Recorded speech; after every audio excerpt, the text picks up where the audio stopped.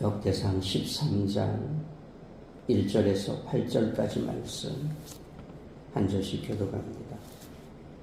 다윗이 천부장과 백부장 곧 모든 지휘관과 더불어 의논하고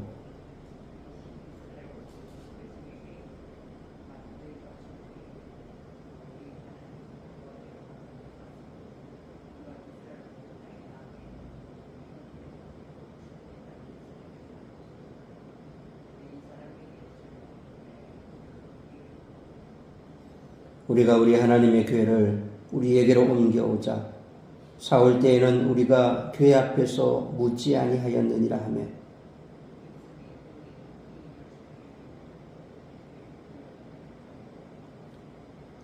이에 다윗이 애굽의 시올 시내에서부터 하마도기까지 온 이스라엘을 불러 모으고 기랴리아림에서부터 하나님의 교회를 메어 오고자 할세.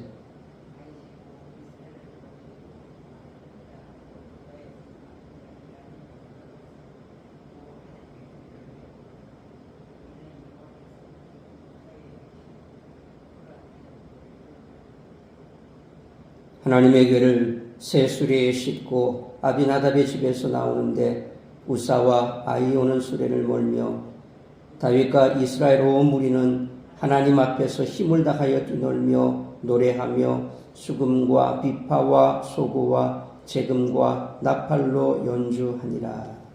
아멘. 언약궤를 옮기는 이야기는 오늘 본문이 13장 1절부터 16장 43절에 이르기까지 길게 소개되고 있습니다. 그 구절을 살펴보면 첫째로 13장 1절로 14절까지는 언약궤를 옮기는 1차 시도와 실패, 둘째로 14장 1절부터 17절까지는 다윗의 예루살렘 거주와 형통, 셋째로 15장 1절로 29절까지는 언약궤를 옮기는 2차 시도와 성공, 넷째로 16장 1절로 43절까지는 다윗의 감사 찬양으로 되어 있습니다. 역사적인 배경으로 본다면 역대기 저자 당시의 언약궤의 부재는 치명적인 약점이었을 것입니다. 열왕기에서 요시야 이후에 언약궤가 언급되지 않는 것으로 보아 학자들은 므낫세 시대나 바벨론 침공 당시에 언약궤가 사라졌을 것으로 추측하곤 합니다. 신학자이자 베스트셀러 작가인 스콧 한은 성전 안의 언약궤를 상실한 스룹바벨의 제2성전 시대에 다윗이 온 이스라엘을 모아 예루살렘으로 언약궤를 옮기는 장면은 그들의 역사에 대한 희망과 자기들이 언약궤를 등한시했던 사울 같은 시대를 살고 있다는 일종의 반성을 담았을 것이라고 추측합니다. 그렇다면 역대기 저자와 온 이스라엘이 언약궤에 쏟은 이와 같은 관심은 완공된 성전에 부재하는 언약궤를 그것에 대한 영광스러운 기억에서 찾고자 한 소망의 표현일 것입니다. 비록 그들은 언약궤를 상실했지만 언약궤보다 더 중요한 신앙의 돌이킴과 반성, 그리고 성전 안에서 드리는 영광스러운 찬송이 바로 제2성전 시대의 언약궤의 부재를 대체하려는 제의적인 발전이었을 가능성으로 추측할 수 있습니다. 그 시도 중 하나가 오늘 본문 8절에서 보이는 성전 예배에서 찬양이 활성화되는 것을 봅니다. 포로기 공동체는 언약궤를 잃은 대신 예배를 얻었습니다. 때로는 결핍이 하나님을 섬기는데 생산적인 역설로 작동하기도 합니다. 없음으로 인해 어떤 이는 더 큰 충만을 얻기도 합니다. 사람에게 묻는 사람은 하나님께 묻지 않습니다. 삶이란 불확실성으로 가득 차 있기 때문에 하나님께 잘 묻는 것이 잘 사는 길이기도 합니다. 다윗은 이스라엘의 지도자들과 언약궤를 가져오는 일에 대해 의논했습니다. 율법의 규정을 살피고 하나님께 물었어야 했지만 다윗은 그러지 않았습니다. 역설적이게도 언약궤를 가져오려는 목적은 여호와께 묻기 위해서였습니다.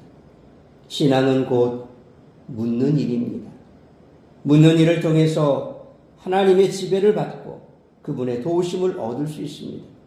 반대로 물을 대상을 잘못 선택하면 의도가 아무리 선했다 하더라도 하나님이 기뻐하지 않으십니다. 우리가 선한 의도와 더불어 올바른 성경 지식을 갖추어야 할 이유가 여기에 있습니다. 하나님은 일의 목적도 중요시하시지만 일이 이루어지는 방식 또한 주의 깊게 살피십니다. 왜냐하면 그 과정이 곧 하나님께 드려지는 예배가 되어야 하며 하나님이 지시하신 절차에는 다 의미가 있기 때문입니다. 한편 다윗이 왕으로 등극하면서 관심을 둔 것은 올바른 예배 처소를 마련하는 것이었습니다. 예배는 하나님 나라, 하나님 군대의 처음이자 모든 것입니다. 성전에서 정기적으로 드리는 의식이 예배의 전부는 아니지만 우리가 구별된 장소에서 다른 지체들과 함께 하나님께 나아가는 것은 매우 중요한 일임을 잊어서는 안 될 것입니다. 그러므로 예배가 얼마나 중요한지 항상 잊지 않고, 특별히 오늘은 주일입니다. 이 주일 드리는, 함께 드리는 이 예배 우리가 정말 소중히 여기고 이 주일 예배에 대하여 다시 한번 우리 자신을 돌아볼 수 있기를 축원합니다. 앞서 살펴본 것처럼 다윗이 이스라엘의 왕이 된 것은 하나님의 말씀에 순종했기 때문이었습니다. 그러나 그런 그 다윗도 전혀 실수가 없지는 않았습니다. 그의 대표적인 실수 중 하나가 바로 하나님의 교회를 옮겨올 때 율법의 규정을 따르지 않은 것입니다.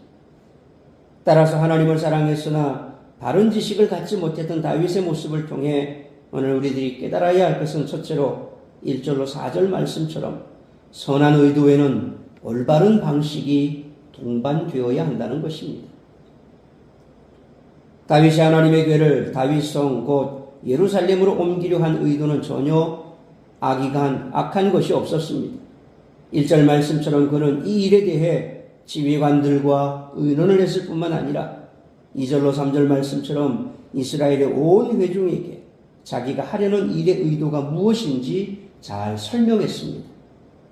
다윗은 사울처럼 자기 마음대로 이스라엘을 통치하지 않고 하나님의 뜻을 물으며 나라를 다스리기를 원했습니다. 백성들 역시 4절 말씀처럼 다윗의 뜻을 기쁘게 받아들였습니다. 여기까지 우리가 보기에는 전혀 문제가 없어 보입니다. 그러나 다윗의 선한 의도에도 불구하고 이후에 큰 비극이 일어났습니다.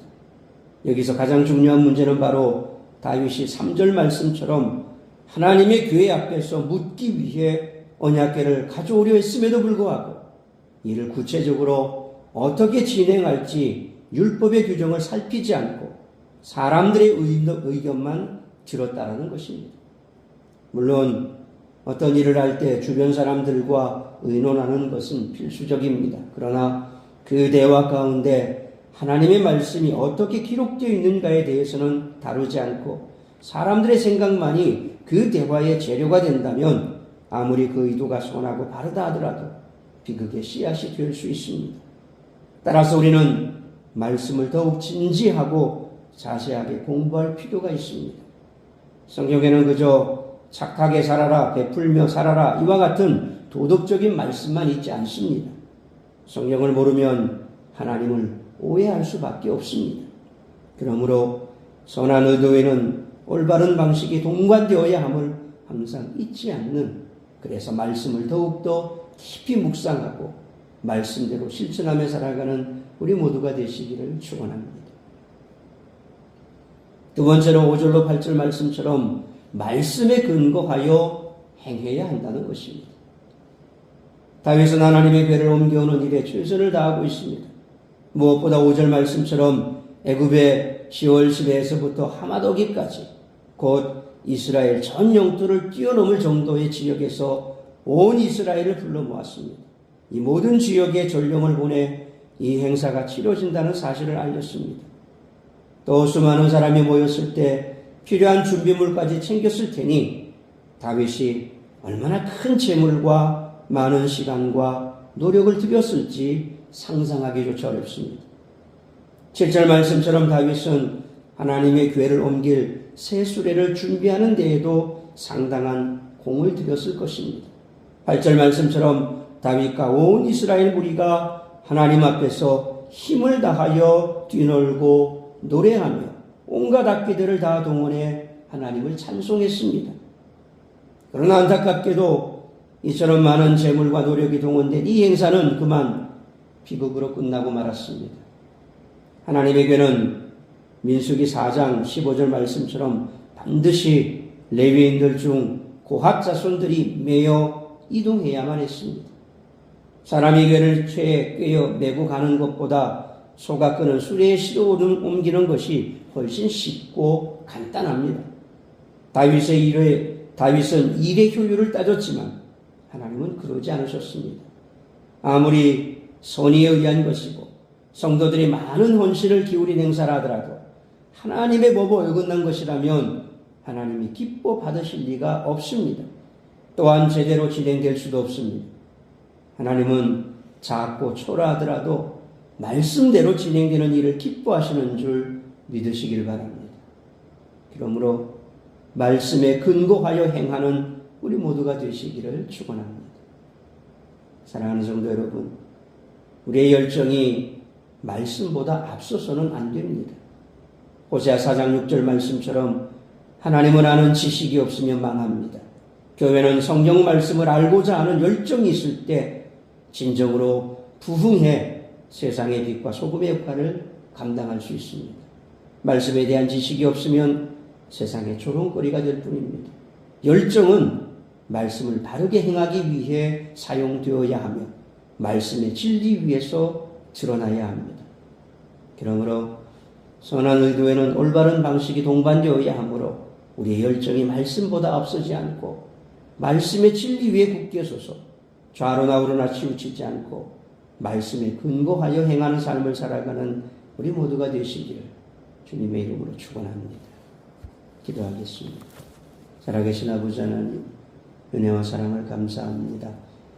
오늘도 거룩하고 복된 주일, 말씀으로 예배로 이 주일을 시작하게 하시니 감사합니다. 오늘 주신 말씀처럼 항상 우리가 함께 드리는 예배가 얼마나 소중한가를 깊이 깨닫고 그 예배 가운데 선포되는 말씀을 붙들고 말씀을 우리의 삶의 중심에 세우고 말씀대로 지켜 준행하는 삶을 살아갈 수 있기를 원합니다. 우리가 때로 어떤 일을 계획할 때 사람들과 의논하고 또 우리의 의도가 선하면 모든 것이 다 잘 될 거라고 그렇게 착각하지만 중요한 것은 하나님의 뜻을 묻는 것입니다. 우리가 선한 의도를 가지고 일을 행한다 할지라도 과연 그것이 하나님이 기뻐하시는 것인가를 우리가 먼저 물어야 할 것입니다. 그리고 그 물음에 대한 해답은 성경 속에 있습니다. 하나님께서 기뻐하시는 방식이 무엇이고 무엇을 기뻐하시는 것이 말씀 속에 있기에 늘 말씀 속에서 하나님의 뜻을 묻고 그 하나님의 뜻을 찾고 그래서 하나님이 기뻐하시는 뜻을 이루는 말씀대로 준행하며 살아가는 우리 모든 성도들의 삶이 되게 하여 주옵소서. 말씀보다 앞서지 않게 하시고 말씀보다 앞서 나가지 않게 하시고 말씀이 가라하시면 가고 말씀이 멈추는 곳에서 멈출 수 있는 말씀 중심의 삶을 살아가며 예배 중심의 삶을 살아가는 우리 모든 성도들이 될 수 있도록 인도하여 주옵소서. 오늘도 우리 사랑하는 성도들 세상 가운데 머물며 시험되는 자리에 들지 아니하고 모두가 다 주 앞에 나와 예배의 자리에서 예배할 수 있는 복된 우리 성도들이 될 수 있기를 간절히 빌고 소원하오며 이 모든 말씀 우리 구주 예수 그리스도의 이름으로 기도하옵나이다. 아멘.